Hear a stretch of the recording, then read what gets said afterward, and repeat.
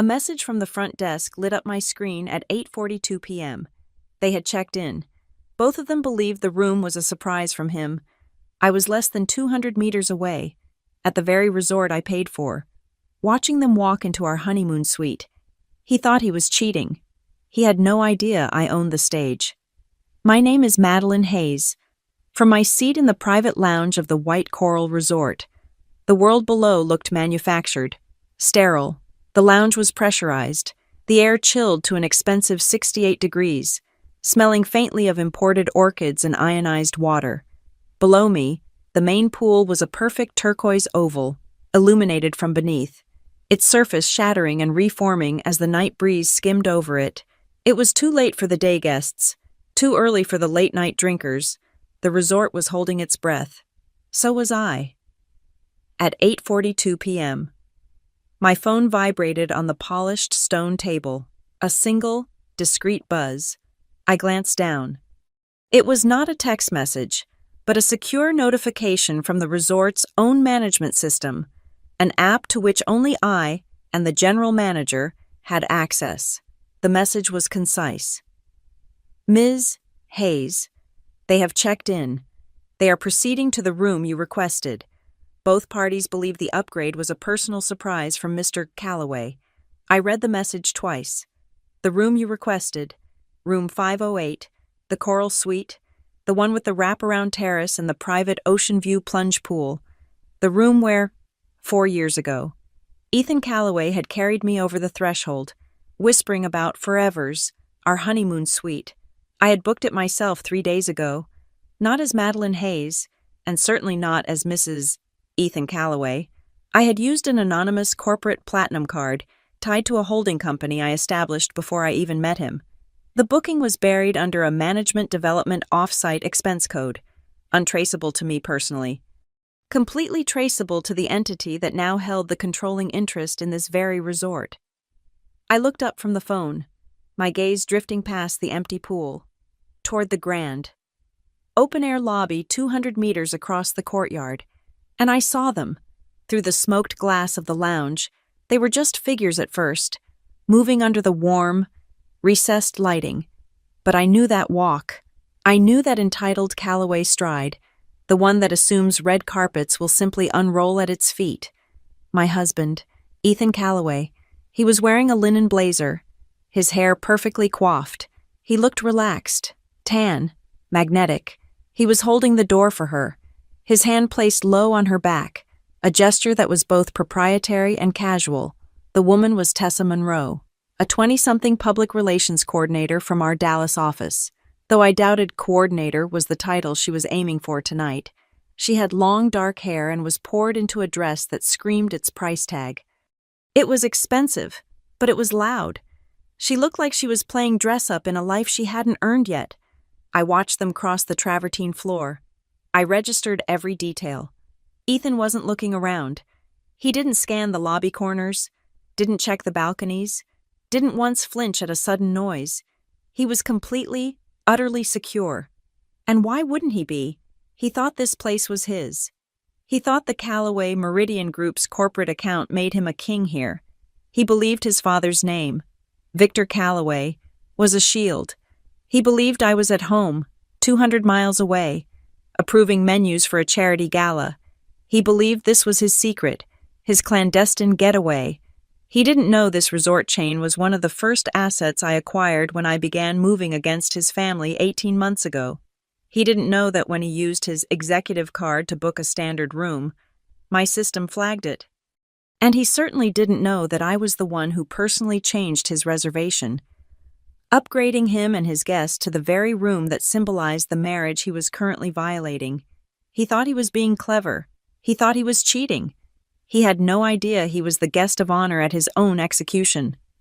My gaze dropped from the window back to the iPad resting beside my phone. The screen was dark, but I didn't need to see it to know what was on it.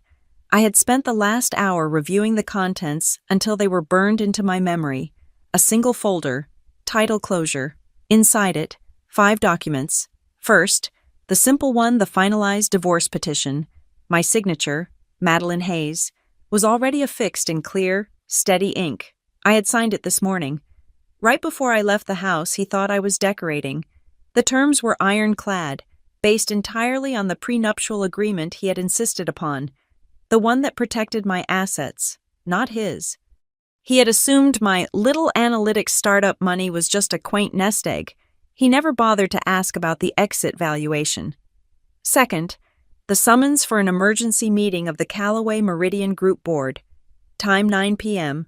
Tonight, location, the Ravenwood Suite, 2 floors directly below us. Third, the proxies, a collection of PDFs from 3 separate, powerful institutional investors who had been quietly bleeding money on Victor Callaway's disastrous metaverse retail ventures. Their voting rights, totaling a combined 42%, had been transferred to my holding company. When added to the 19% I had acquired through my initial cash infusion 18 months ago, the infusion Victor had begged for to save them from a liquidity crisis, it gave me a total of 61%. I owned them. They just didn't know it yet. Fourth, a draft of an internal press release, queued to be sent to every employee in the Callaway Meridian Group. Subject leadership transition. It announced, effective immediately, Ethan Callaway's termination for gross misconduct and breach of fiduciary duty. Fifth, a simple notification to the communications department, outlining the new media protocols. I let the screen go dark. He brought her here. He brought her. A subordinate. To the resort I paid for. To the suite I paid for. On the anniversary of the wedding I paid for. A hot, sharp surge of something not just anger, but a cold, clarifying rage settled in my chest. He was arrogant, but more than that, he was lazy. He couldn't even be bothered to be creative in his betrayal. He had to use my memories as the backdrop for his affair. Fine, I thought, my hands steady as I picked up my glass of water. You brought her to the place I paid for. We'll end this in the place you think you own. This night was never just about catching a cheating husband. That was simple. That was banal. This was about restructuring. This was about ending the Callaway dynasty of arrogance and incompetence. A dynasty that had been running on fumes and my money for almost 2/3 of a decade. This was a hostile takeover, and his infidelity was simply the final, necessary breach of contract. I stood up. The silk of my blouse whispered as I moved. I walked to the private elevator that serviced the lounge. My reflection in the dark glass was calm, composed. My hair was pulled back. My makeup was minimal. I looked like a woman about to attend a board meeting, which, in fact, I was. Near the elevator, a man in a dark, well-cut suit stood at ease. He was not resort staff. He was my private security. He looked at me, his expression neutral. I picked up the black key card resting on the concierge desk. It was not a room key. It was the master key, the override key. Given to me by the resort manager an hour ago, I held it in my hand. It felt heavy. Final. I looked at the security head. 10 minutes, I said. My voice was low, perfectly even. Activate all cameras on the 5th floor, audio and video. I want the feeds live when I call for them. He simply nodded. Yes, Ms. Hayes. I stepped into the elevator. The doors slid shut, sealing me in the silence. Ethan wasn't the first Callaway to assume all I knew how to do was fold towels. He was just going to be the last. The elevator doors closed, encasing me in a cube of brushed steel and silent, recessed lighting. The soft, synthesized chime as we began to descend was the only sound. It was in moments like this, the quiet seconds before a calculated action, that the past always rushed in, not as a warm memory, but as a cold, hard file to be reviewed. 4 years ago, I was not in this elevator. I was standing in a different white, sterile, expensive box, a fitting room. Our wedding was not a celebration of love. It was a merger, or rather, it was a public relations event, orchestrated entirely by Victor Callaway, Ethan's father. Victor was a first-generation CEO, a man who had built the Callaway Meridian Group from a few regional properties into a mid-level commercial real estate empire. He was also a man who believed, fundamentally, that optics were reality. The guest list was the first. When I was handed the engraved, cream-colored spreadsheet, I searched for my friends. I found two, buried between Senator Michelson and Guest and the entire board of the Dallas Retail Consortium. The other 350 names were suppliers, equity partners, zoning officials, and Callaway Meridian Group executives. My entire side of the aisle, my entire history, was reduced to a +1. I was the and guest at my own wedding. "It's just for show, Maddie," Ethan had said, kissing my temple, his hand already reaching for his phone on the counter.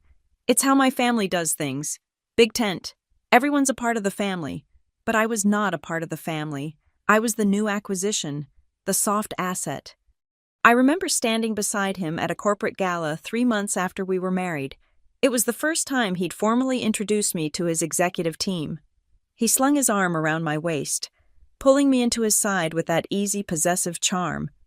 "Everyone," he announced to a circle of men in identical $1,000 suits.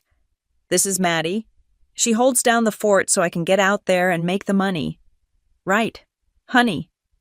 The men laughed, a good-natured, appreciative, patriarchal laugh, and I smiled. I smiled the perfect, supportive, non-threatening smile I had been practicing. I smiled, and I let him call me Maddie, a diminutive name I had never used, a name created by his family to make me smaller. Madeline was a woman who built a data analytics firm from a single laptop. Maddie was a girl who picked out floral arrangements. That smile was the beginning of my strategic silence. The Callaway family dinners, held every Sunday at Victor's sprawling Ravenwood Hills estate, were a masterclass in this dynamic. The women, including Ethan's mother, who I never saw do anything but check her phone for delivery alerts, would cluster by the kitchen island, discussing caterers and vacation plans. The men would gather in Victor's study, the door pointedly left ajar, their voices rumbling about deal flow and hostile markets. When we finally sat at the 20-foot mahogany table, the performance would continue. "It's a tough quarter," Victor would announce, carving a piece of beef. "But we'll pull through. You just have to let the men handle the big stuff. The women are the heart, but we're the head." And everyone would laugh. Ethan would reach over and pat my hand, a gesture that said, "See how well we take care of you," and I would smile. I would smile, and I would listen. I listened when Ethan, fueled by an expensive single malt, bragged about crushing a negotiation with a small tech vendor. I cross-referenced the vendor's name in my head, noting they were a supplier to a much larger, more stable competitor. I listened when Victor complained about the rising cost of data compliance, dismissing it as bureaucratic nonsense. I registered that he had no understanding of the regulatory risks he was incurring, risks that were quantifiable in the tens of millions of dollars. They saw my silence as agreement, as deference, as weakness. They never once considered that my silence was academic. It was data collection. They liked pretty, quiet, grateful women. They were terrified of women who had metrics, accounts, and authority. They wanted a wife who was a reflection of their success, not a competitor for it. So, I became the perfect mirror. Even our honeymoon was a reflection of their values. The White Coral Resort. It was chosen by Victor's assistant. "It's secure, Ethan," I overheard him saying. "Completely private, and the Callaway Group gets a preferred rate." It was a business transaction, and the crown jewel of that transaction was room 508, the Coral Suite. It was a fortress, set apart from the main wings, with its own elevator key and a view that looked straight out to the ocean, uninterrupted by any other part of the resort. It was designed for privacy. It was designed for people who didn't want to be seen. I remember standing on that terrace, the sea breeze pulling at the silk robe the resort provided. Ethan came up behind me, wrapping his arms around my waist. "This is it, Maddie," he'd whispered. "This is the life, just you and me, and all of this." I remember what I thought, even then, in that moment of supposed intimacy. He didn't say, "Just you and me," he said. "Just you and me, and all of this." He couldn't separate the love from the asset. The view from the price tag. That was the Callaway way. Now, 4 years later, he had returned to that very same fortress. He had brought his affair to the one place we had sanctified, believing it to be his secure location. He was so blinded by his own privilege, so used to the world bending to his desires, that he had become sloppy. He had become his father's son. They never saw me. I was invisible. I was the wife at the end of the table, smiling.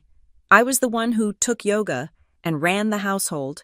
While Ethan was making money, I was quietly taking meetings with Lauren Whitfield, my corporate attorney.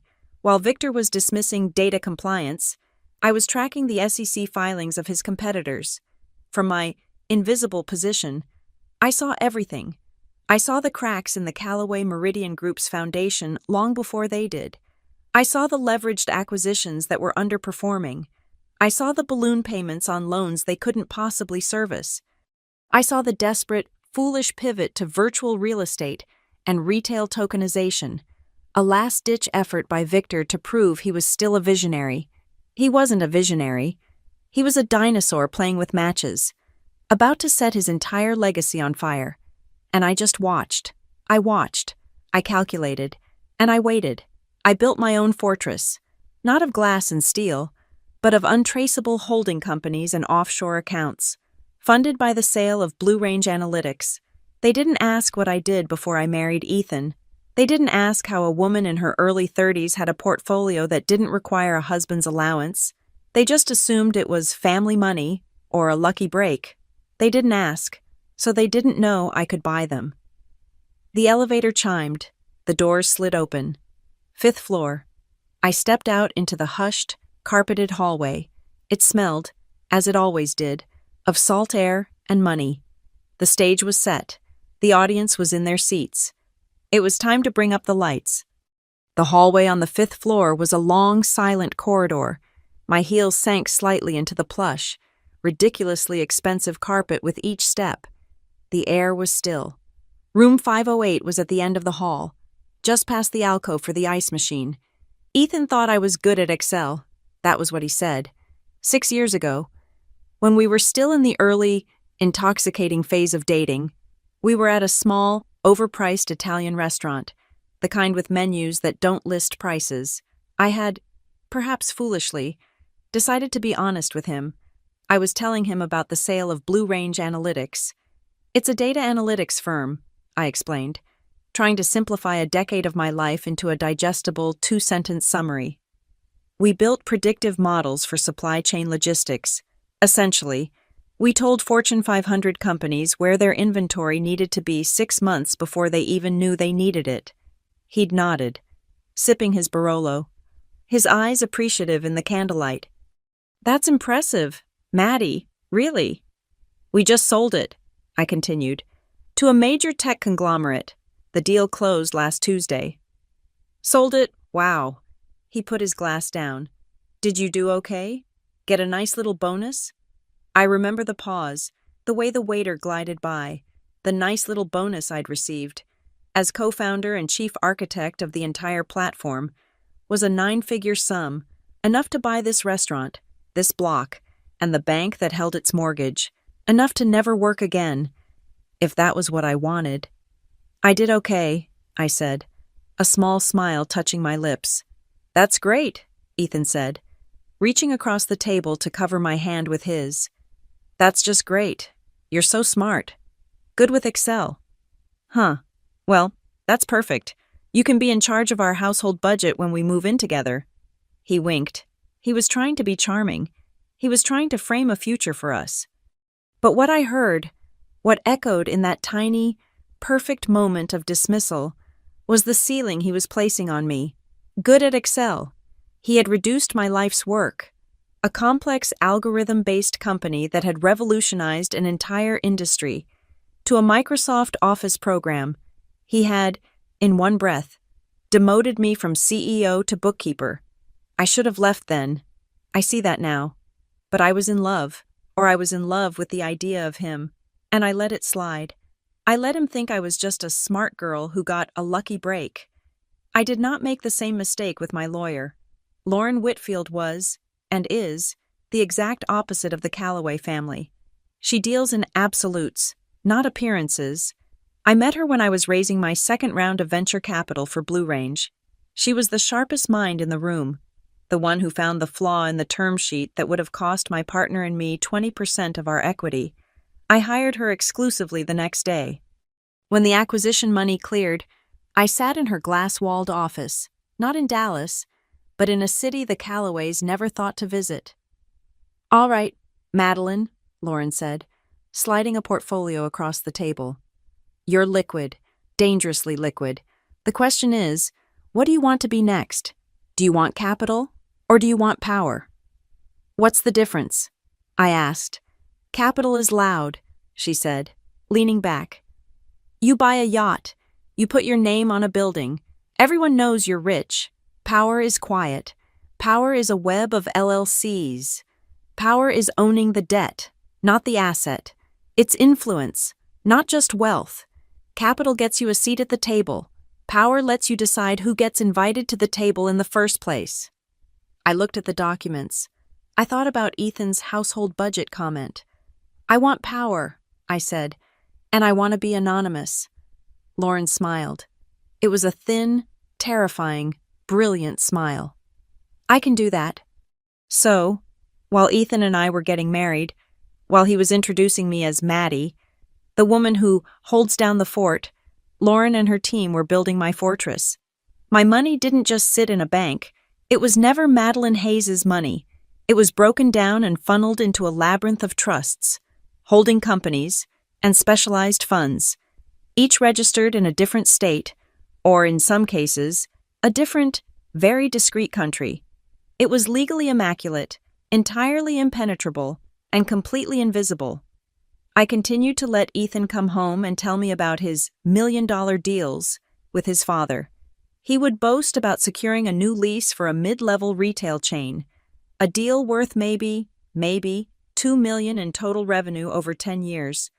I would nod, feigning impressed interest, all while my own funds were participating in a hostile leveraged buyout of a German tech firm, a deal valued at $500 million.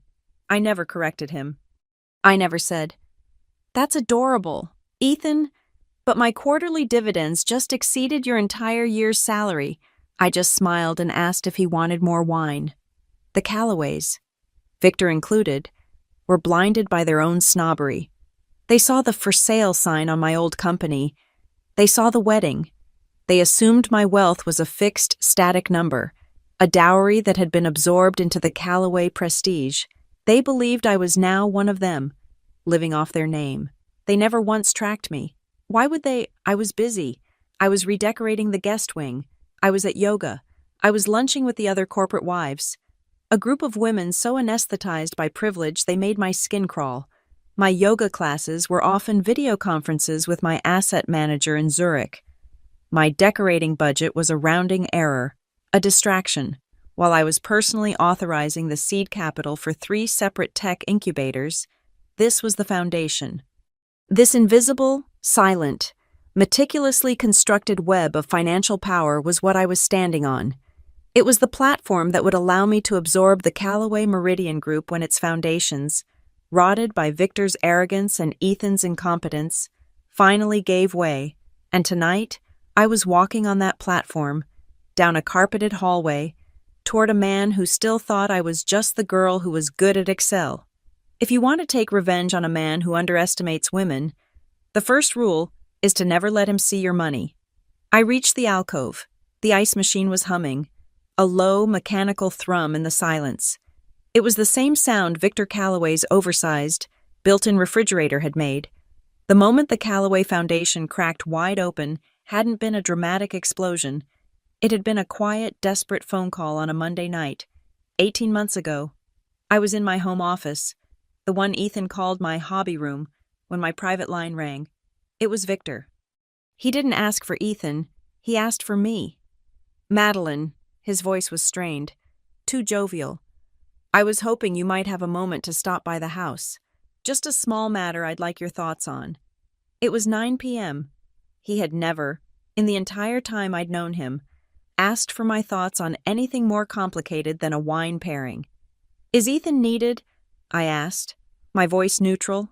A pause. No, he said. too quickly. Let the boy have his evening. This is just a chat. Between us. I drove the 20 minutes to Ravenwood Hills. The gates to the estate hissed open. The house was dark. Save for his study, his wife was, as usual, visiting her sister in Palm Beach. There were no grandchildren, no sound of life, just a 30,000-square-foot mausoleum to his own ego. He was sitting behind his enormous, Napoleonic-era desk, and he was pale, not just tired, but a waxy, greenish-white. His hand, the one that usually held a cigar or a heavy crystal glass, was shaking as he lifted a bottle of water. "Thank you for coming, Madeline," he said, gesturing to a chair. Well, we have a small situation at the group." I sat. I said nothing. I just waited. He started to bluster, as he always did, talking about market volatility and aggressive expansion, but the performance was weak. His heart wasn't in it. Finally, he deflated. "We're stuck," he said, the words coming out in a rush. "We went in hard on the new platforms, the future, metaverse retail, a customer tokenization platform, a new virtual real estate data warehouse. I knew these projects. I had read the public filings. They were absurd, ego-driven fantasies, announced with champagne and press releases, but with no underlying technology, no viable market, and no path to profitability. They were, at that moment, beginning to implode spectacularly across the entire market. "You're over-leveraged," I said. It wasn't a question. His head snapped up. He was shocked that the girl who picked out floral arrangements, knew a word like leveraged. "The banks," he whispered, all pretense of command gone. "They're getting nervous. They're calling in the covenants on our commercial paper. We have a cash flow gap. We have to plug it before the quarterly report, or they'll trigger a full audit. The board they'll smell blood." "How much?" I asked, my voice as calm as if I were asking for the time. He looked down at his desk.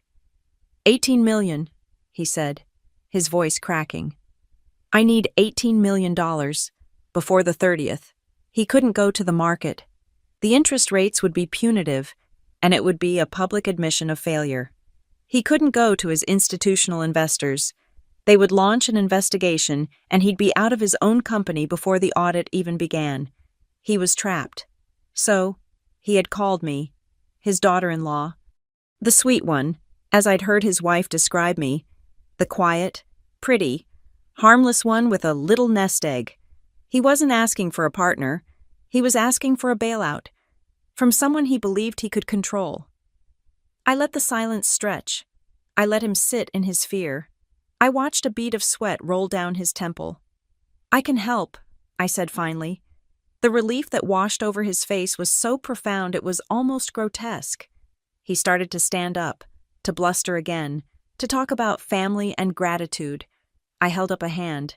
"But," I said, "it has to be done correctly. Everything will go through my attorney.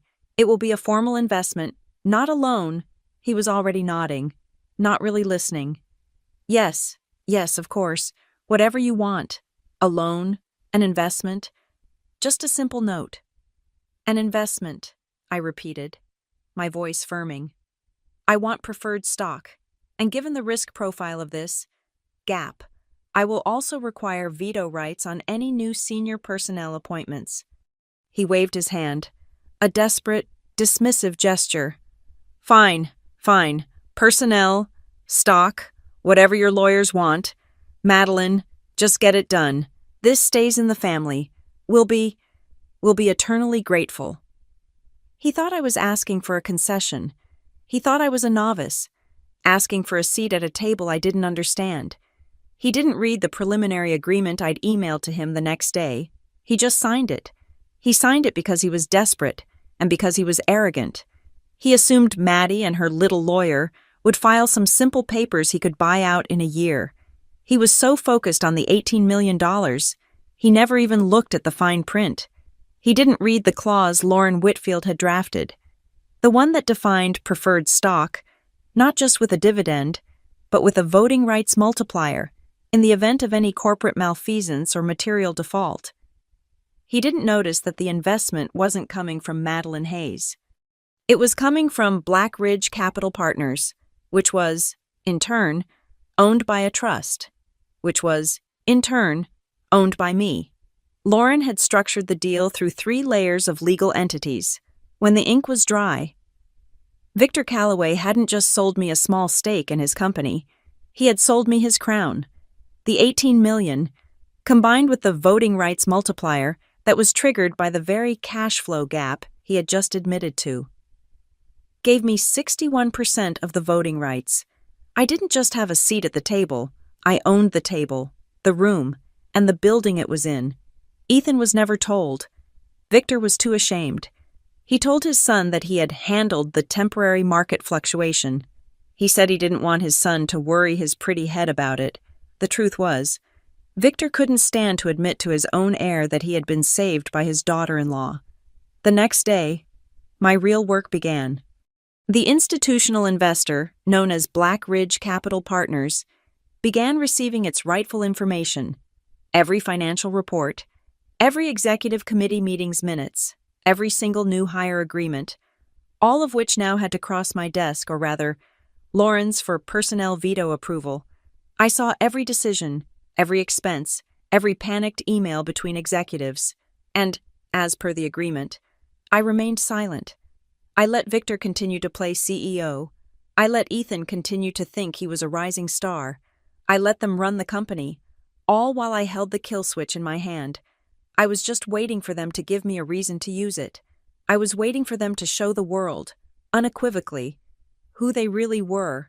18 months. That's how long I waited. Until tonight, I stood in the alcove, the hum of the ice machine vibrating through the floor. I'd had the power all along.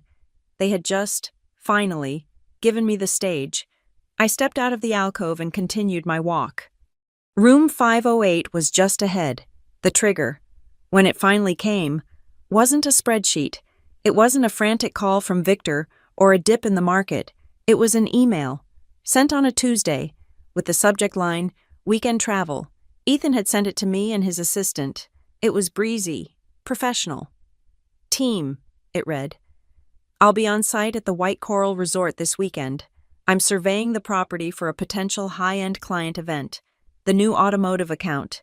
It's a critical push. I'll be largely offline, but will monitor for emergencies." He'd followed it up by stopping by my study, the hobby room. That evening, he leaned against the doorframe, projecting that easy performative exhaustion he mistook for hard work. "It's a monster. This new account," he said, rubbing his eyes. "They want the full Calloway luxury experience, so I have to fly out and personally walk the grounds at the White Coral, this weekend, of all weekends." He let that hang in the air. This weekend. Our anniversary. "What a shame," I said, not looking up from my laptop. "The White Coral." I know, he said, walking over to kiss the top of my head. "Our place, but it's the only one in their portfolio that has the conference space and the golf course. Purely business. I promise, I'll make it up to you. We'll go next month." "Don't worry about it," I said. "Just land the account." He smiled, relieved.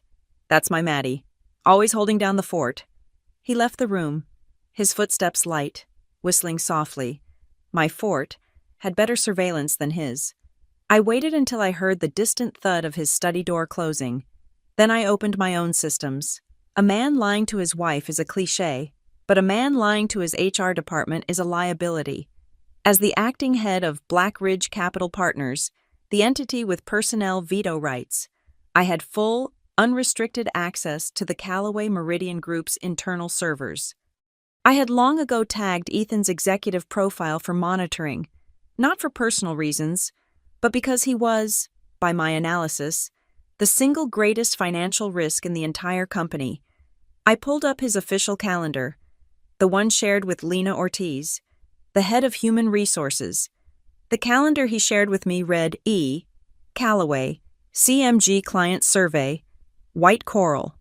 The calendar Lena Ortiz saw was different, for this Friday, Saturday, and Sunday.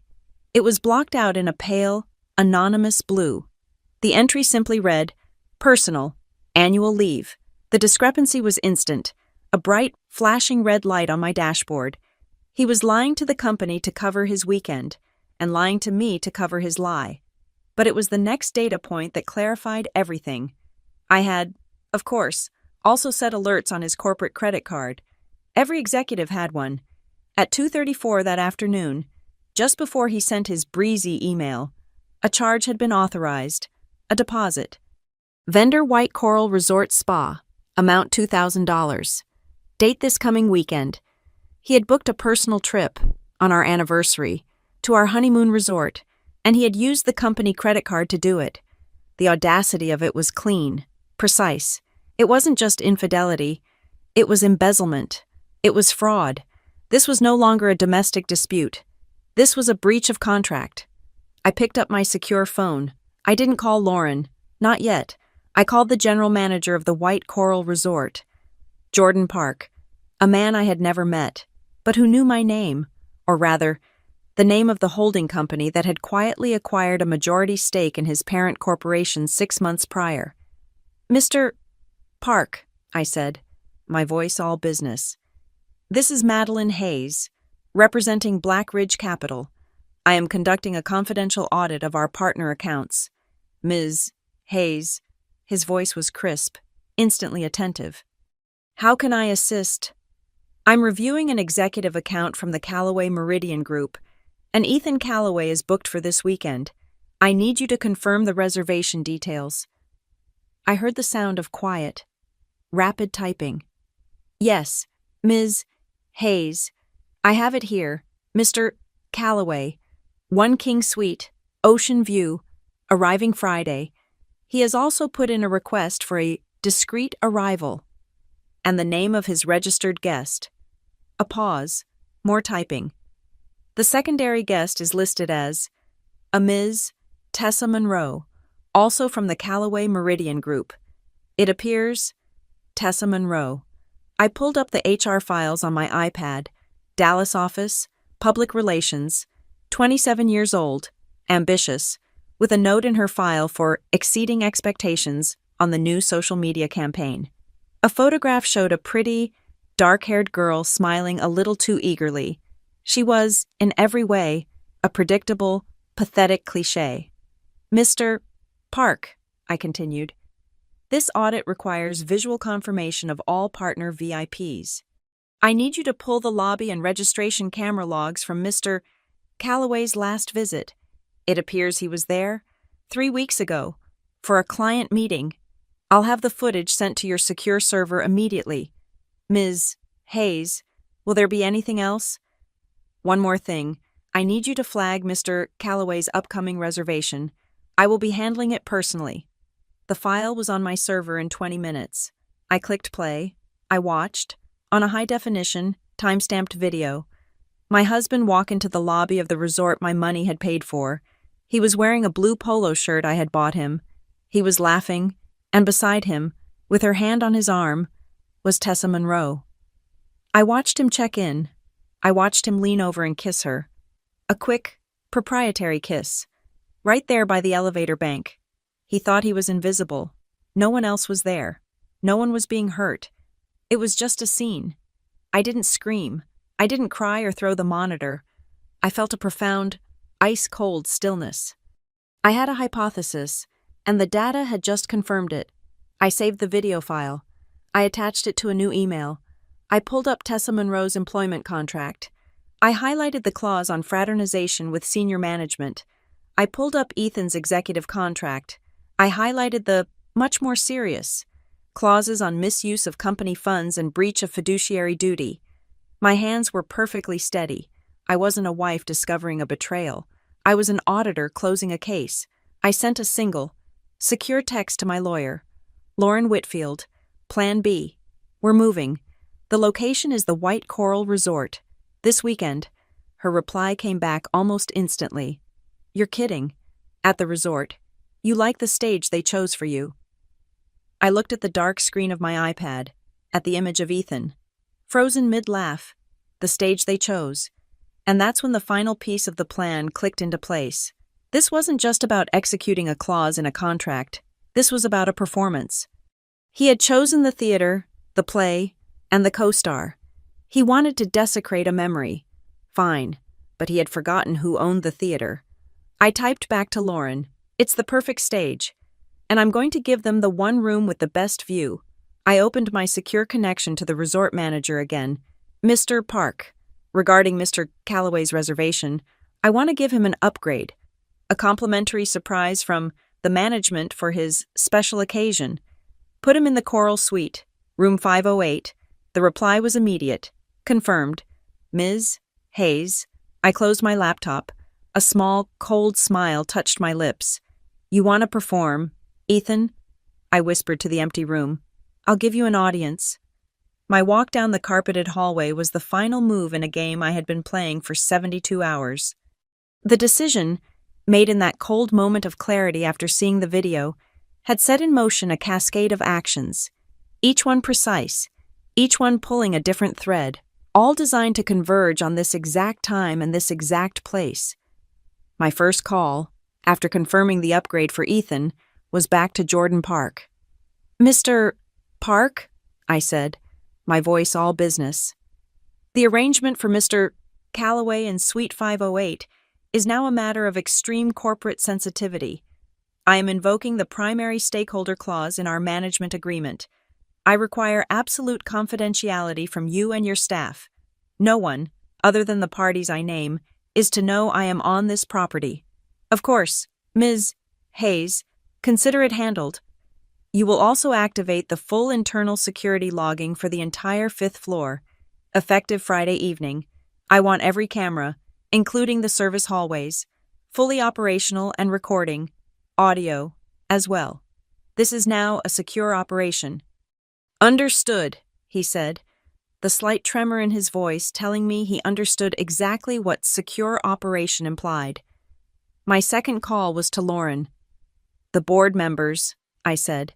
"The 2 independents, Vance and Jenkins. I need them at the White Coral.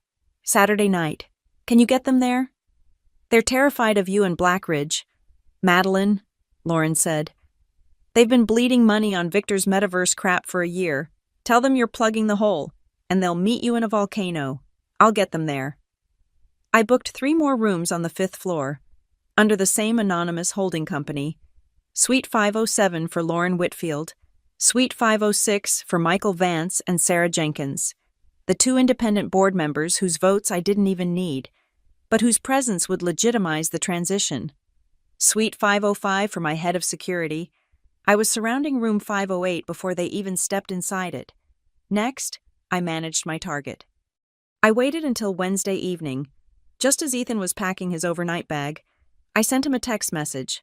I kept it light, supportive, and above all, distracted. "Hey, just got pulled into a vendor crisis. This weekend is a complete wash for me. You should definitely go to the White Coral. Get the survey done. And honestly, just take the extra day. You've sounded stressed. We'll celebrate us next week. I'm sorry. Love you." His reply was almost immediate. "You're the best. Maddie. Knew you'd understand. Don't work too hard. I'll make it up to you. I promise." He was so relieved, so grateful. I had just removed his last shred of guilt. I had made his affair my idea. I had given him the gift of a clear conscience. Then, I managed his accomplice. From a secure server, I accessed the Callaway Meridian Group's HR portal. I used an administrative account to generate an email, making it appear as if it came from Lena Ortiz's assistant. I sent it directly to Tessa Monroe's corporate inbox. Subject guest itinerary. Update. Confirmation 774. B.S. Monroe. As per the private request from Mr. R. Calloway's office for his VIP guest, we are pleased to confirm a complimentary upgrade for your stay at the White Coral Resort. Your reservation has been moved to Suite 508, the Coral Suite. This is a direct, executive surprise from Mr. Calloway for your special occasion. Please present this confirmation to the private concierge upon your discreet arrival. We hope you enjoy your stay. The beauty of this move was twofold. First, it would make Tessa feel overwhelmingly special, cementing her belief that Ethan was about to leave his wife for her. Second, it would put her in possession of the room number. When they arrived, she would be the one to say, "Ethan, you got us the coral suite?" He would be momentarily confused. Then, like the arrogant coward he was, he would simply take credit for it. It would draw them both into the trap together, each believing the other was in on a secret. Now, for the patriarch. From my Black Ridge Capital Partners email address, the one that made Victor Calloway's hands shake. I sent a formal summons. Subject urgent. Emergency shareholder meeting regarding bank covenant review, Victor. Given the sensitive nature of the information we received from the bank's audit team this week, I am calling an emergency shareholder meeting. I must have your full, unredacted report on the virtual real estate tokenization project's line of credit, to ensure absolute privacy and to avoid any leaks from headquarters. This meeting will be held off-site. Be at the White Coral Resort, Ravenwood Suite, this Saturday at 9 p.m. sharp. This is not optional. His panic was my leash. He was terrified of the audit. He was terrified of me. He would be there, briefcase in hand, sweating through his expensive shirt, completely unaware that his son was in the same hotel, in our honeymoon suite, with his mistress. Finally, I summoned the witnesses, the official ones, another email. This one to Lena Ortiz, head of HR, and Darren Vance, head of operations. Lena, Darren. I will be conducting my quarterly review of all high-level personnel and operational expenditures this Saturday. I have booked the Ravenwood Suite at the White Coral Resort for this purpose. Be there at 8:30 p.m. to present your reports in person. This is a non-negotiable. Direct request from Black Ridge Capital. They were the two senior executives who weren't Callaways. They were professionals. They were also smart enough to know which way the wind was blowing. They would be my operational arm, the ones to execute the transition and ensure the business didn't grind to a halt. My last call was to Jordan Park. "Mr. Park," I said. "Several other executives will be arriving tonight. Mr. Calloway Sr., Ms. Ortiz, and Mr. Vance. They will ask for me, Madeline Hayes, or for Black Ridge Capital. You are to tell them that I am preparing for the 9 p.m. meeting in the Ravenwood Suite. You are to direct them to the 5th floor, where I am briefly checking on an investor suite. Funnel every single one of them to my location. Yes, Ms. Hayes, the entire 5th floor will be secured for your meeting." The trap was set. The final piece of preparation was done in my home office. Just before I left, I took a sheet of the thick, cream-colored, heavily weighted corporate letterhead that Victor loved so much. I fed it into my personal printer.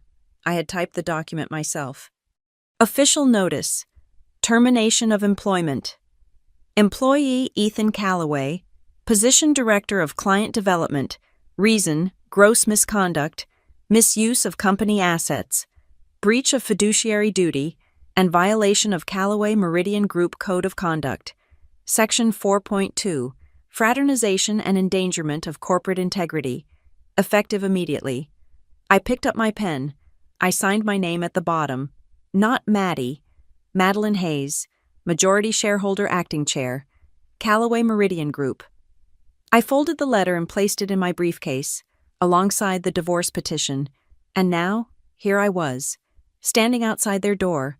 Every single person who was now in this building, Victor, Ethan, Tessa, Lauren, the 2 board members, the HR director. The operations head was here because I had personally placed them here. They were all dominoes, lined up in a single, dark hallway. I listened. I heard a faint sound from inside the room. A laugh. A woman's laugh.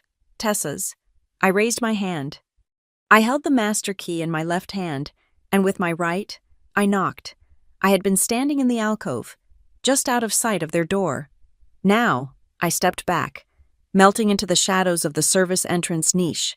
I would not be the first to knock. The first knock was merely a distraction. The second knock, my knock, would be the one that mattered. From my vantage point, I could see the high-gloss, dark wood of room 508's double doors. I was a chess player, and all my pieces were now on the board, moving into their final, attacking positions. The first pieces, the pawns, had arrived an hour ago. Ethan and Tessa, they had been given the full VIP treatment, just as I'd instructed. Jordan Park's most discreet concierge met them at their car, bypassing the main lobby entirely. Their luggage whisked away. They were Mr. and Mrs. Calloway, as the internal memo I'd seen had designated them, a mistake that was both ironic and, for Ethan, deeply incriminating. They were brought in through a private entrance, offered cool towels and champagne, all on my tab, the tab of the discreet management partner. They were escorted directly to the 5th floor. I had watched the feed from the elevator's security camera. Tessa was clinging to his arm, her eyes wide with a kind of grasping, excited awe, when the elevator opened and the concierge led them not left, to the standard suites, but right, to the private wing. Her smile had become a weapon. I watched, on another feed. As they arrived at the door, I saw the concierge hand Ethan the keycard, and I heard Tessa's voice, slightly tinny through the microphone. 508, the Coral Suite, she'd breathed. I saw her turn to him, her face alight with what she mistook for triumph. Ethan, this is your honeymoon suite, isn't it? Oh my God. You remembered. I saw Ethan freeze, just for a second, a deer-in-the-headlights micro-expression. His smile faltered. He knew, in that instant, that this was a statistical impossibility, a dangerous, stupid coincidence. But I also saw the moment he recovered. The Calloway arrogance flooded back in. He straightened his blazer and let out a small, confident laugh. She'd never come here. I could see him thinking, she's at home, she's busy, she's Maddie. Only the best for you, he'd said, his voice smooth as he pushed the keycard into the slot. He took credit for it, just as I knew he would. The door opened, and they walked inside. The next piece, the king, had checked in 40 minutes ago. Victor Calloway. I had watched him on the lobby cameras. He looked rumpled from the emergency flight, his face a mask of irritation and barely concealed panic. He was carrying his own briefcase, a sign of true desperation. He'd snapped at the front desk clerk, complaining about a ridiculous last-minute weekend meeting. I am here to see a Ms. Hayes, he'd grumbled, his voice loud enough for the lobby to hear. From Black Ridge Capital, we have the Ravenwood Suite. The clerk, who had been perfectly briefed by Jordan Park, had replied with practiced, unassailable politeness. Yes, Mr. Calloway, welcome. Ms. Hayes is currently on the property, preparing for the 9 p.m. meeting. She is finalizing some details in an investor suite on the 5th floor and asked for you to be sent up as soon as you arrived. Victor's irritation had instantly vanished, replaced by a new, more profound anxiety. I was here. I was waiting. He nodded curtly, grabbed the keycard the clerk offered, and marched toward the elevators. He was now in his own room, 1 floor below, pacing, staring at his watch, waiting for my summons. My other pieces had filed in. One by one. Lauren Whitfield, my queen, had arrived looking as if she were walking into a courtroom, not a resort. She wore a severe, impeccably tailored suit, her briefcase in hand. She checked into Suite 507, next door to the Coral Suite. She was currently, I knew, setting up her portable audio recorder and reviewing her copy of the termination letter. Lena Ortiz and Darren Vance, my rooks, the institutional power. They arrived separately, both looking nervous. This was highly irregular, a weekend meeting, off-site, summoned by the new, invisible power broker. They were checked into their rooms, 506 and 505, where they were, as I'd requested. On standby for my call. They were my professional witnesses.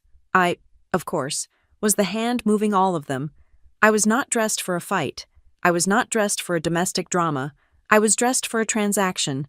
A simple, charcoal gray silk shell, black, wide-leg trousers, low, practical, silent heels. My hair was pulled back in a tight, severe knot. I looked, as Lauren had said, like the one who signs the checks. The only weapon I held was the master keycard in my pocket. My private security head was stationed by the elevator bank at the far end of the hall. I was in the service alcove. We had the entire corridor locked down. At precisely 8:40, I had pulled my phone from my pocket. I opened the secure app that streamed the internal feeds. The camera in Suite 508 was not on, a privacy function I couldn't bypass. But the cameras on the terrace, those were different. Those were security. And there they were. The double doors to the terrace were open. The sound of the ocean was, I imagined, mixing with the soft music I could see playing from the room's speakers. Ethan was in his shirt sleeves, opening a bottle of champagne, the same brand we'd had on our wedding night. My stomach didn't lurch. It just solidified. Tessa walked out onto the terrace. She was wearing only a white hotel robe, the Callaway Meridian Group logo, my logo, now embroidered on the lapel. She posed against the railing, her hair blowing in the wind, holding a wine glass, taking a picture of herself. She was completely, blissfully relaxed.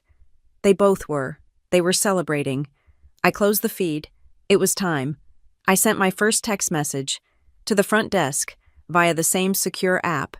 Mr. Callaway in Suite 412. Send him to room 508 now. Tell him his daughter-in-law, Ms. Hayes, is waiting for him there to begin the meeting. I saw the read receipt instantly. I sent my second text to Lauren in Suite 507, 3 minutes, then knock. Her reply was a single, unambiguous K. I slipped the phone into my pocket. I watched the elevator light at the end of the hall. It dinged. The doors opened. Victor Callaway stepped out, his briefcase in hand, his face a mask of grim determination, and began walking toward me, toward room 508. From the other end, I heard the faint click of a door opening. Lauren. The occupants of the honeymoon suite were completely, utterly unaware. They were in a soundproof box, drinking champagne, while 4 different vectors of their ruin converged on their doorstep. I knocked. It was not a tentative tap, but 3 hard, decisive raps that echoed in the heavy, humid air of the hallway. Inside, the faint sound of music and laughter stopped. I heard a muffled, "I'll get it," from Ethan, his voice casual. The door swung open. He was standing there, not in a blazer, but in an unbuttoned white shirt, his hair slightly mussed. He was smiling, a lazy, indulgent smile, probably expecting more champagne or a late-night room service menu. Then he saw me. The smile didn't just fade. It collapsed. The blood drained from his face, leaving a sick, grayish pallor. His mouth opened, but no sound came out. He looked past me, into the empty hallway, as if expecting to see someone else, a concierge, anyone who would make this make sense. "Maddie," he finally whispered. It was not a greeting. It was an involuntary expulsion of air. From deeper inside the suite, I heard a high, light voice. "Ethan? Honey, who is it?" A figure emerged from the archway that led to the bedroom. It was Tessa. She was wearing only the white, terry-cloth robe provided by the resort. She was holding a champagne flute. Her dark hair was down, and she was smiling. She saw me. The glass trembled in her hand. The smile froze, then shattered. Her face went from flushed and triumphant to a mask of pure, unadulterated terror. "Ms. Hayes," she said, her voice a tiny, strangled squeak. I did not respond to either of them. I did not look at Ethan's horrified face or Tessa's panicked one. I simply stepped past my husband, as if he were a doorman, and walked into the center of the living room. I placed my briefcase on the heavy mahogany coffee table, the one next to the half-empty bottle of champagne and the 2 used glasses. I did not look around at the familiar furnishings. I was not a wife. I was an executive. "Maddie, wait." Ethan's voice was hoarse, scrambling to catch up. He closed the door, a gesture of pathetic, automatic privacy. "Maddie, please, I can explain this. This isn't what it looks like." "It's precisely what it looks like," I said, my back to him as I undid the brass clasps on my briefcase. "But I'm not here for an explanation." "What? What are you doing here?" he stammered. Before I could answer, a new, Heavy pounding came at the door, not a knock, a fist. "Madeline!" Victor's voice roared from the hallway. "Open this door! What is the meaning of sending me up here? Is the meeting in here?" Ethan's head snapped toward the door, his eyes wide with a new, fresh layer of panic. He looked at me, as if begging me to stop time. I just watched him. The door burst open. Victor Calloway, his face red with indignation and anxiety, stormed into the room, his own briefcase in his hand. "Madeline, I will not be treated," he started, then stopped dead. His gaze took in the scene in one devastating sweep. Me, standing calm and fully dressed by the coffee table. His son, Ethan, disheveled, standing near the door, and Tessa Monroe, a junior employee, standing frozen in a hotel bathrobe, clutching a champagne glass. He saw the open bottle. He recognized the suite. The air didn't just get tense, it was sucked from the room. It was a vacuum. 4 people, trapped in a single moment of absolute, catastrophic ruin, in the one room that symbolized the lie we had all been living. "Ethan." Victor's voice was a low, dangerous rumble. "Dad," Ethan said, his voice cracking. "Dad, wait, this is just a misunderstanding." "A misunderstanding," Victor bellowed, his face turning a dark, apoplectic purple. "With a Calloway Group employee in this room." "Maddie," Ethan pleaded, turning to me, his eyes desperate. "Maddie, please, say something. Tell him. Just give me a minute. I can explain." I cut him off. "I am not here to hear you explain." "Ethan," I said, my voice clear and cold, slicing through the suffocation. "I am here to sign paperwork." I clicked open my briefcase. I pulled out the first file. I slid the top document, a single, heavy bonded page, onto the coffee table for all of them to see. "What is that?" Victor snarled, his attention snapping from his son's infidelity to the only thing he truly cared about: business. "That," I said, "is the finalized certification of my controlling interest. It confirms that, as of 18 months ago, when you signed the emergency liquidity agreement with Black Ridge Capital, you granted me, through 3 separate legal entities, a total of 61% of the voting shares in the Calloway Meridian Group." Victor stared at the paper. 61%. That's a lie. It was preferred stock. It was non-voting. It was non-voting until the exact moment the board covenants were violated by the very financial crisis you were hiding. I corrected him. "A crisis you begged me to solve. You signed it. Victor, you were too ashamed to let your son know his daughter-in-law had to bail you out, and you were too arrogant to read the fine print." I let that sink in.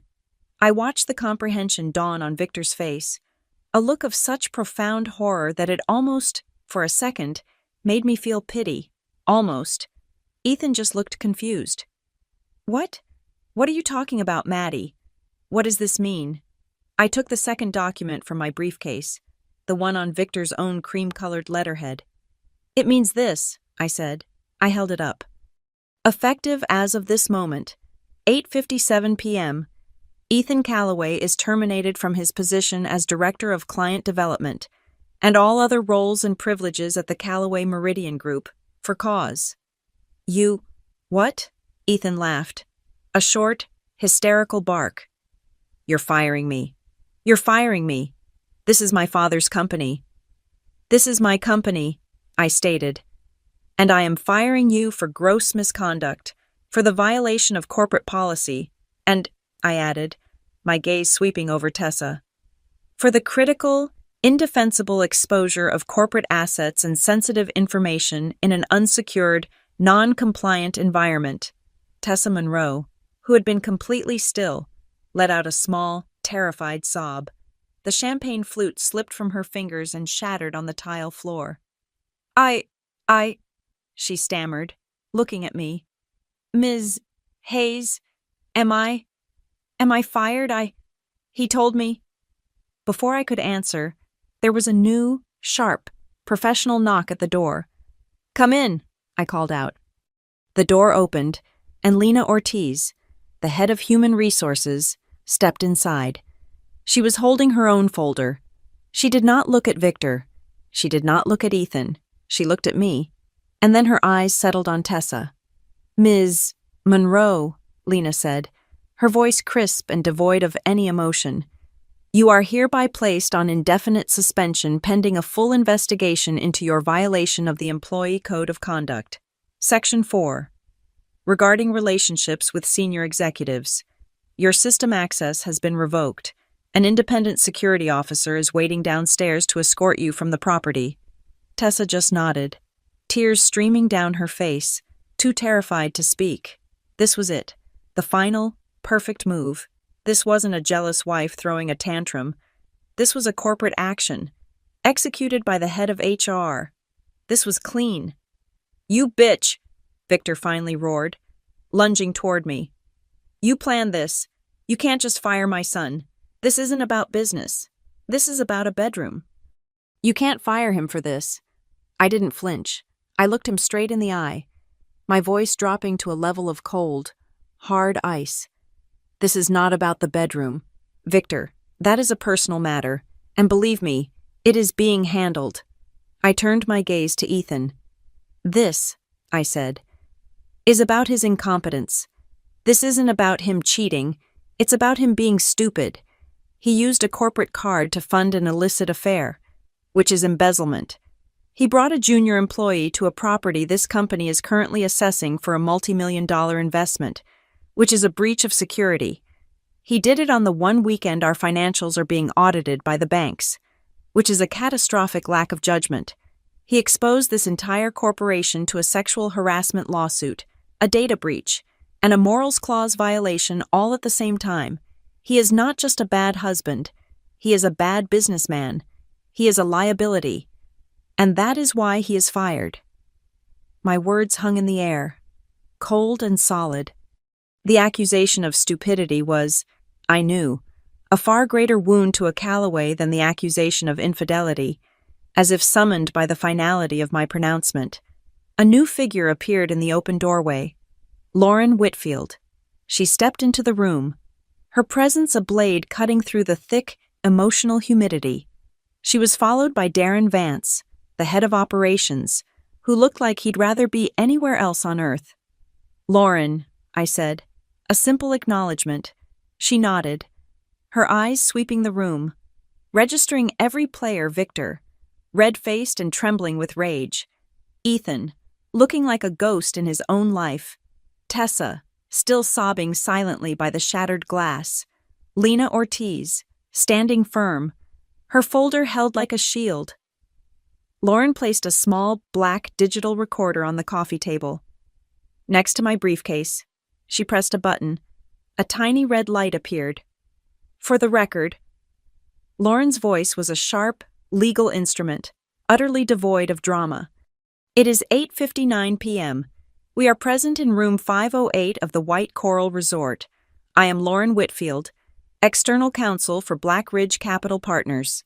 Present in this room are Ms. Madeline Hayes, majority shareholder of the Callaway Meridian Group, Mr. Victor Callaway, minority shareholder, Mr. Ethan Callaway, terminated employee, Ms. Lena Ortiz, head of human resources, Mr. Darren Vance, head of operations, and," she glanced at Tessa, "Ms. Tessa Monroe, suspended employee." The formality of it, the cold, administrative labeling of each of us, was its own kind of violence. It stripped away all the family drama, all the personal betrayal, and left only a corporate action. "I am also noting," Lauren continued, "that as of 8:55 p.m., an email was disseminated to the Callaway Meridian Group's Executive Committee and its IT department, confirming Mr. Ethan Callaway's immediate termination for cause. As of that same moment, all of Mr. Callaway's system access, including email, secure servers, and all corporate accounts, has been revoked." Ethan, as if by reflex, snatched his phone from the pocket of his trousers. He stared at the screen, his thumb jabbing at it uselessly. It's locked. My email. You locked me out. He looked up at me, his eyes wide with a new, childlike disbelief. You locked me out. Mr. Vance, I said, turning to Darren. Darren flinched, but he stepped forward, clearing his throat. Ms. Hayes, Mr. Calloway, sir? He nodded awkwardly at Victor.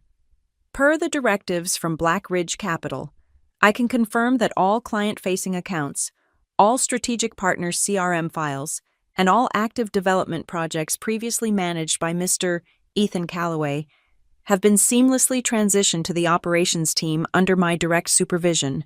There will be no interruption to business. It was a final, neat severing. He wasn't just fired, he was erased.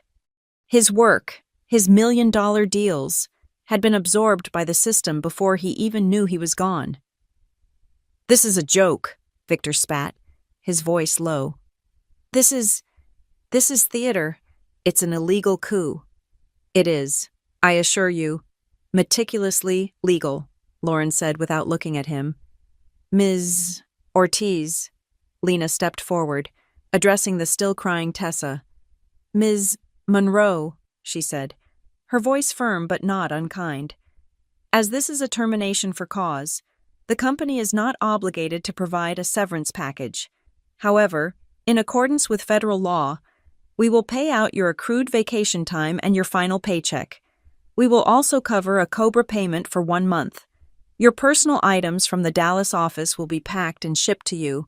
This is the minimal package required by law, in accordance with the morals and superior subordinate relationship clauses you violated. Do you understand? Tessa just nodded, wrapping the robe tighter around herself, desperate to vanish. There was no public humiliation, no screaming or dragging, just the cold, quiet, administrative removal of a non-essential employee. A coup, Victor roared again, finally finding his voice. I will not let this stand. I will call an emergency meeting of the board. I will have you removed. Madeline, I will have you all arrested for trespassing. A board meeting? I asked, raising an eyebrow. You want to call a board meeting, Victor, right now? You're damn right I do. Okay, I said. I nodded to Lauren. Let's call the board. Victor, you currently hold 23% of the voting shares. Is that correct? He stared, confused by my lack of resistance. Yes. And I said, tapping the folder on the table, hold 61%. But you are right. We should have the meeting. In fact, I've already prepared for it. The other 2 independent board members, Mr. Vance and Ms. Jenkins, are currently sitting in the Ravenwood suite, 1 floor below us, waiting for our 9 p.m. meeting, the one you were on your way to. Victor's face went white. We can go down there right now, I continued, my voice reasonable, almost gentle. You can stand in front of them, and me, and you can explain this. You can explain the $18 million gap you hid from them. You can explain this misunderstanding in room 508, and then we can all vote, if you'd like. He said nothing. The fight drained out of him, replaced by the hollow, sagging realization of a man who had just been checkmated. He knew. It was over. Maddie. The voice was quiet. It was Ethan. He stepped toward me, his hands half raised in a gesture of supplication. The corporate bravado was gone. The anger was gone. All that was left was the desperate, pleading husband. Maddie, please, he whispered. Stop this. Just stop. This is our marriage. This is our life. We can fix this. Whatever this is. He gestured to the room, to Tessa. It's nothing. It's a mistake. It means nothing. You and me. We're a family. We're us. We took vows.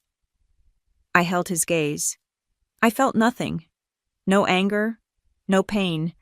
Just the profound, empty silence of a concluded transaction. You're right, Ethan, I said softly. This is about our marriage. I reached into my briefcase. I pulled out the last file, the divorce petition. I slid it onto the table, right on top of his termination letter. This marriage, I said, my voice barely above a whisper but cutting through the room. ended the precise moment you decided to bring another woman into room 508. It was a choice, and this is the consequence. He stared at the document. He saw my signature, clear and steady, at the bottom. The prenup, he stammered, his mind scrambling, already shifting from the emotional loss to the financial one. The prenup. Ah, yes, I said. The prenup. The one you insisted on. Remember the one your father's lawyers drafted to protect your assets from me? The little startup girl you were so worried about. Well, I read it, and Lauren read it, and it's ironclad. It states that all premarital assets, and all income and holdings derived from those assets, remain the sole, separate property of the original party. I leaned in slightly.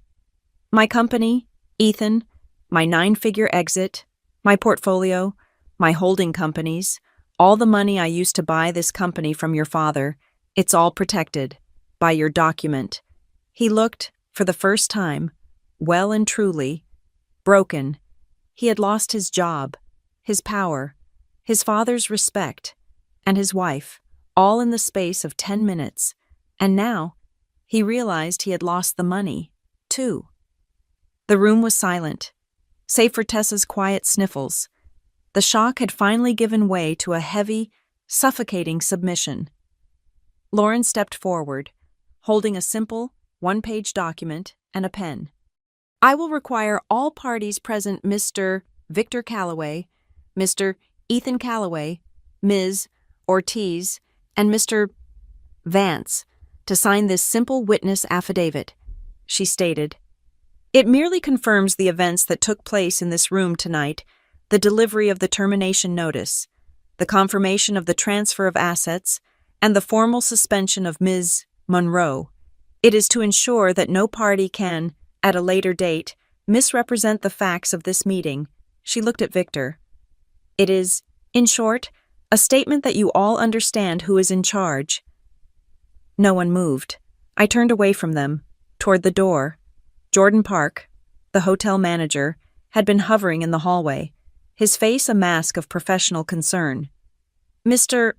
Park, I said, my voice returning to a normal, calm tone. Ms. Hayes. Thank you for your cooperation and your discretion, I said. Our internal corporate business in this suite is concluded. Ms. Ortiz will handle the departure of Ms. Monroe. We will handle the rest internally. Of course, Ms. Hayes, he said, relief flooding his features. I had one last look at the room, at my husband, at my father-in-law, at the life I had so meticulously and so quietly dismantled. I motioned toward the door. Lauren, Lena, Darren, please wait in the hallway. Our business is finished. They nodded, the professionals, and filed out, leaving a trail of clean corporate air. Victor, I said, my voice hardening. Leave. You can't, he started, his face still a mottled red. Get out, or I will have my security. Who are standing right outside this door? Remove you. Your 23% doesn't give you the right to be in my room. He stared, his chest heaving. He looked at his son, then at me. He saw no ally. He saw no weakness. Defeated. He turned and stalked out, a king deposed, leaving his own briefcase forgotten on the floor. The door clicked shut, leaving a silence that was louder than all the shouting. It was just me and Ethan. He stood in the middle of the room, surrounded by the wreckage, the shattered glass, the cooling champagne, his entire life, condensed into a single, tacky hotel room tragedy. Maddie, he whispered. His voice was raw. He was no longer the executive, no longer the husband. He was just a man who had been stripped bare. Why? Why do this? Why? This way, the humiliation, my father, my job. I walked toward him, stopping just out of his reach. I looked at him, truly looked at him, for the first time in years, not as my husband, but as a failed investment. You're asking the wrong question, Ethan, I said, my voice quiet. You're wondering why I did this, instead of why you did. It was a mistake. Maddie. A stupid... No, I cut him off. It was a choice. You chose to cheat. That was a betrayal. I could have, perhaps, forgiven a betrayal, but you chose to be stupid. That is unforgivable. He just stared, uncomprehending. You brought her here, I said, my voice dropping. To this place, to our room. You brought her to the place I paid for, with the money I earned, to celebrate the life I gave you, the one place that was supposed to be ours. I paused, letting the weight of his specific, lazy sacrilege settle on him. You thought you were just hiding, but you were just being lazy. So, I did the only thing that made sense. He looked up, his eyes pleading. Maddie, I sent you both back to the same room number, I said, my voice clear and final. I set the stage. I invited the audience. I wanted the whole world, your father, your coworkers, you to know, in no uncertain terms, who was really paying the bills, who really owned the stage, and who had the power to burn it all down. He had no answer. There was nothing left to say. I turned my back on him. I did not look at him again.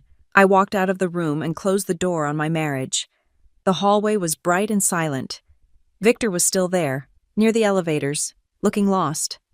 His eyes darted to me, then to Lauren, who was standing just down the hall, and next to Lauren, now, stood Michael Vance and Sarah Jenkins, the two independent board members. They were in their robes, looking confused and grim. They had clearly been woken and summoned. They saw me. They saw Victor. They saw Lauren holding a folder, and in that instant, Victor understood. He saw the new structure of power, assembled in a hotel hallway at 9 p.m. He saw his own irrelevance. He said nothing. He just turned, a broken old man, and pressed the down button on the elevator. The game was, well and truly, over. I walked with Lauren toward the main elevator bank, my head high. As we passed the lobby, I saw through the mezzanine glass a quiet, professional scene unfolding below. Tessa Monroe was standing near a side exit. There was no scene, no screaming. My private security head, the man from the lounge, was speaking to her quietly. A resort car was waiting. She was being escorted from the property, not as a scorned mistress, but as a terminated liability. It was efficient. It was clean. It was my way. The elevator opened, and as we descended, Ethan stepped out of room 508. He was alone. He looked left, then right. His keycard, I knew, had already been deactivated. He was no longer a guest. He had no company card. He had no wife to call. He was just a man in a rumpled shirt in a hotel hallway, with nowhere to go. In the elevator, Lauren handed me her tablet. "It's ready," she said. I took the stylus. On the screen was the internal memo. Subject: Senior Leadership Transition. I placed my signature, Madeline Hayes, at the bottom. I hit send. "It's done," I said. The elevator doors opened onto the grand lobby. As I stepped out, Jordan Park, the manager, was at the front desk, closing a file. I saw the notation on the screen as I walked past. Room 508. File closed. Status reverted to principal stakeholder. I was, in every sense, the one who owned the building. I walked toward the main doors. The staff, the ones who had been trained to see me as Mrs. Calloway, as Maddie, as an accessory, now saw the principal. As I passed, the head concierge, the bellmen, they all straightened. "Good evening, Ms. Hayes," the concierge said, his voice clear and respectful. Not Mrs. Calloway, Ms. Hayes. I reached the massive floor-to-ceiling glass doors. As I approached, they slid open automatically, as if bowing to me. The hot, humid night air of the resort was instantly replaced by a cool, sharp, cleansing blast of sea air. The wind hit my face, smelling of salt and freedom. The night had begun here, and it was ending here. I had walked into this resort as a wife. I was walking out as myself. Thank you for listening to this story. Comment below where you are listening from. so we can connect and share our thoughts. Please subscribe to Zoe Revenge Stories, like this video, and support us by hitting the hype button so this story can be heard by more people.